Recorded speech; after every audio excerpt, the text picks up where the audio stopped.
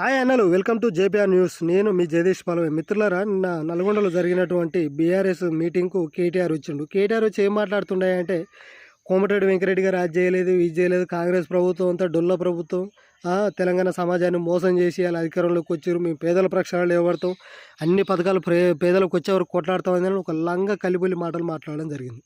మిత్రులారా, ఒక్కసారి ఆలోచన చేయండి. 10 ఏళ్ల పాటు అధికారంలో ఉన్న బీఆర్ఎస్ ప్రభుత్వం ఏ ఒక్కరికి రేషన్ కార్డు ఇవ్వలేదు, ఎటువంటి రుణమాఫీ చేయలేదు, నిరుద్యోగులకు ఉద్యోగాలు ఇవ్వలేదు, రైతు సహాయం చేయలేదు. ఇవాళ ఎటువంటి మోకం పెట్టుకొని వచ్చి ఇలా గ్రామ సభల కాడ మీరు కానీ మీ కార్యకర్తలు కానీ ఏమని వచ్చి మాట్లాడుతుర్రు నాయన? సిగ్గు లజ్జలు ఉండాలి. నువ్వు పోయి నల్లగొండలో మాట్లాడు. అదే కోమటిరెడ్డి బ్రదర్స్ గురించి. కోమటిరెడ్డి వెంకరెడ్డి గారు అంటే నల్లగొండ పునర్నిర్మాణానికి పునాదులు వేసినటువంటి వ్యక్తి, అభివృద్ధి కోసం కొట్లాడేటువంటి వ్యక్తి. ఇవాళ తెలంగాణకు ఒక మంత్రి. మీరు ఏం చేసిరా బాబు? నీ లెక్క అయ్యే రెడీమేడ్గా ముఖ్యమంత్రి అయ్యి కుసంగానే వచ్చి పదవులు అనుభవించిన క్యాండిడేట్లు కాదు వాళ్ళిద్దరు అన్నదమ్ములు. ఇవాళ తెలంగాణ కోసం, తెలంగాణ పోరాటంలో ముందుండే మంత్రి పదవిని సైతం తృణపాయంగా తీసి అవతల వేసినటువంటి వ్యక్తి కోమటిరెడ్డి వెంకరెడ్డి గారు. ఇవాళ అభివృద్ధి పదంలో రేవంత్ రెడ్డి గారి సమక్షంలో తెలంగాణ మొత్తం అభివృద్ధి పదంలో ముందుకు నడుస్తుంటే జీర్ణించుకోలేక ఇవాళ గ్రామ సభల కాడికి పోయి మేము తోపులో మేము ఇరగదీసినాం, మేము అది వేసినాం, పీకి కట్టలు కట్టినాం అని మాట్లాడితే మీ ఎమ్మెల్యే, మాజీ ఎమ్మెల్సీ పల్లా రాజేశ్వరరెడ్డిని చెప్పులు, కోడిగుడ్లు, టమాటాలు తీసుకొని కొట్టి వదిలిపెట్టారు. అర్థమైందా? మీరు చేసిన అభివృద్ధి అసొంటిది.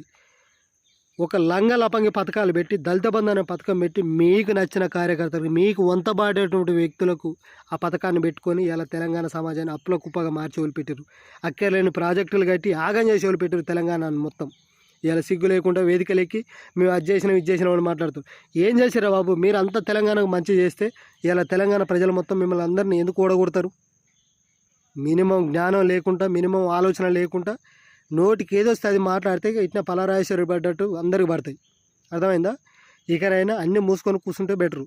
కోమటిరెడ్డి బ్రదర్స్ గురించి, కోమటిరెడ్డి వెంకరెడ్డి గారి గురించి మీకు ఏమెరకరా? లంగపుకు పాడుకోవాలరా? మీరు ఏ ఒక్కడన్నా ఆపదని మీ ఇంటికి వస్తే ఏ ఒక్కడన్నా కలిసి రారా బాబు? మీరు మీ అయ్య అయితే కనీసం గేట్ దగ్గర కూడా రానియాలి. మహోన్నతమైన వ్యక్తి, ప్రజావాగ్గేయకారుడు గద్దర్ని 1-2 గంటల సేపు గేట్ కాడ నిలబెట్టినటువంటి నీచమైన చరిత్ర మీ కుటుంబాన్ని. ఇలా సిగ్గు లేకుండా పోయి మేము అది చేసినాం, ఇది చేసినాం అని మాట్లాడతారు. విలువలు ఉండాలిరా బాబు. కాంగ్రెస్ ప్రభుత్వం అంటేనే పేదల ప్రభుత్వం. కోమటిరెడ్డి బ్రదర్స్ అంటేనే పేదల ప్రక్షాళన కొట్లాడేటువంటి వ్యక్తులు.